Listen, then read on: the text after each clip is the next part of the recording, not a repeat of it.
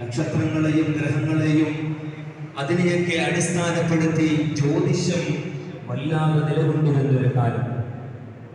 തന്റെ കൺമുമ്പിൽ കാണുന്നത് എന്തിനേയും ആരാധ്യ വസ്തുക്കളായി സ്വീകരിക്കുന്ന ബഹുദൈവ ആരാധന കൊടുംകുത്തുവാണിരുന്നൊരു കാലം.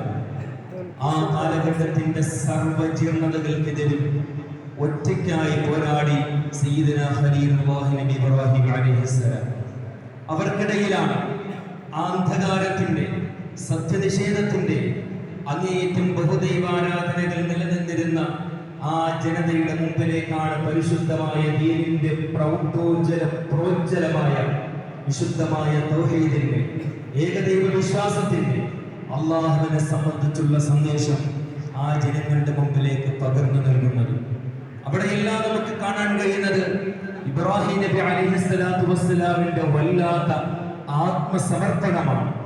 ജീവിതത്തിന്റെ ഏത് കലുഷിതവും സങ്കീർണതവുമായ സാഹചര്യങ്ങളിലെല്ലാം അല്ലാഹു റബ്ബുൽ ഇസ്സത്തിൽ സർവ്വതും സമർപ്പിച്ചുകൊണ്ട് പോരാടിയാൽ ജീവിതത്തിന്റെ ഏത് തീക്ഷ്ണമായ പ്രതിസന്ധികളുടെ വഴിയിലും വളരെ മനോഹരമായ പുലരിയുടെ പ്രതീക്ഷകളെ തേടാൻ കഴിയും എന്ന് പഠിപ്പിച്ച നേതാവാണ് സയ്യിദുനാ ഖലീലുല്ലാഹി നബി ഇബ്രാഹിം അലൈഹിസ്സലാം. അങ്ങനെ അന്ധകാരനിബിഡമായിരുന്ന ബഹുദൈവാരാധനയെ കൊടികുത്തി വാണിരുന്ന അതിൽ അങ്ങേയറ്റം മുങ്ങിത്താഴ്ന്നിരുന്ന ആ ജനതയുടെ മുമ്പിലേക്ക് വിശുദ്ധമായ തൗഹീദിന്റെ ഏകത്വത്തിന്റെ അല്ലാഹുവിന്റെ പരിശുദ്ധമായ ദീനിന്റെ പ്രോജ്വല പ്രഭാവം ആ സന്ദേശം അവരുടെ മുമ്പിലേക്ക് നൽകുമ്പോൾ വലിയ പ്രതിസന്ധികളും വലിയ പരീക്ഷണങ്ങളും ബഹുമാനപ്പെട്ടവർക്ക് നേരിടേണ്ടി വന്നു.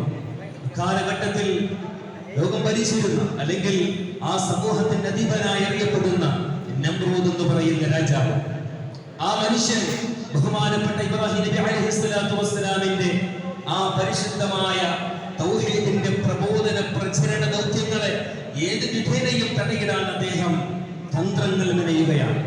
അതിന്റെ ഭാഗമായാണല്ലോ സമാനതകളില്ലാത്ത അഗ്നികുണ്ടാരം മഹാനായ ഇബ്രാഹിം നബി അലൈഹിസ്സലാത്തു വസ്സലാമിനെ വലിച്ചെറിയാൻ വേണ്ടി തയ്യാറാക്കപ്പെടുന്നത്. ഇബ്രാഹിം നബി അലൈഹിസ്സലാത്തു വസ്സലാമിനെ അല്ലാഹുവിന്റെ വിശുദ്ധമായ ഖുർആൻ പോലും പറഞ്ഞത് ഇന്ന ഇബ്രാഹിമ കാന ഉമ്മതൻ ഖാനിതൻ ലില്ലാഹി ഹനീഫ. ഇബ്രാഹിം നബി അലൈഹിസ്സലാത്തു വസ്സലാം ഒരിക്കലും ഒരു വ്യക്തിയായിരുന്നില്ല. ഇന്ന ഇബ്രാഹിമ കാന ഉമ്മതൻ ഖാനിതൻ ലില്ലാഹി. സർവാധിപതിന് അല്ലെങ്കിൽ സർവാധിപതിയും സർവേശ്വരനുമായ അല്ലാഹുവിനെ സമ്പൂർണ്ണമായി വഴിപ്പെടുന്ന അനുസരണയുള്ള ഒരു സമുദായമായിരുന്നു, ഒരു വ്യക്തിയല്ല.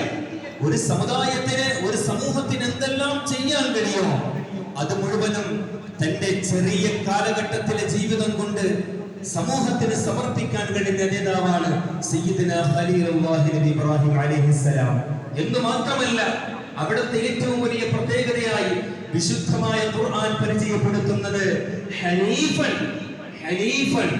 ഋജുമാനസനായ, അന്ന് നിലനിന്നിരുന്ന സാംസ്കാരികമായ വൃത്തികേടുകൾ, ജീർണതകൾ, അന്നത്തെ സമകാലിക സാഹചര്യത്തിന്റെ മ്ലേച്ഛതകൾ, അതിൽ നിന്നെല്ലാം ഒഴിഞ്ഞു മാറി അല്ലാഹുവിലേക്ക് ഋജുമാനസനായ ഒരു യഥാർത്ഥ വിശ്വാസി എങ്ങനെയാകണം എന്ന് അല്ലാഹുവിന്റെ ഖുർആൻ നമ്മെ പഠിപ്പിക്കുന്നുണ്ട്. ആ വഴിയിലൂടെ മാത്രം സഞ്ചരിച്ച അചഞ്ചലമായി നിന്നു സയ്യിദുനാ ഖലീലുല്ലാഹി നബി ഇബ്രാഹിം അലൈഹിസ്സലാം. ആ അചഞ്ചല മാനസനായ പ്രവാചകന്റെ മുമ്പിൽ ആ കാലഘട്ടത്തിന്റെ സർവ്വ വെല്ലുവിളികൾക്കും മുട്ടുമടക്കേണ്ടി വന്നു എന്ന് ചരിത്രം നമുക്ക് പഠിക്കാൻ